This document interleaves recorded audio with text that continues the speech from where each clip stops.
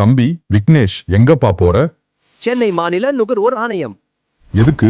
சேர்த்து வச்ச பணத்தை வச்சு வியாபாரத்துக்கு பொருள் வாங்கினேன். பொருள் எதுவும் சரியாவே இல்ல.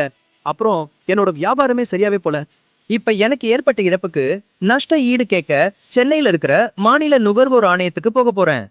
விக்னேஷ், இப்ப சென்னை போக வேண்டிய அவசியமே இல்ல. நுகர்வோர் பாதுகாப்பு சட்டம் 2019 படி விவாதத்திற்குரிய விவகாரங்கள் மாவட்ட நுகர்வோர் ஆணையம் மூலமும் தீர்க்கலாம்.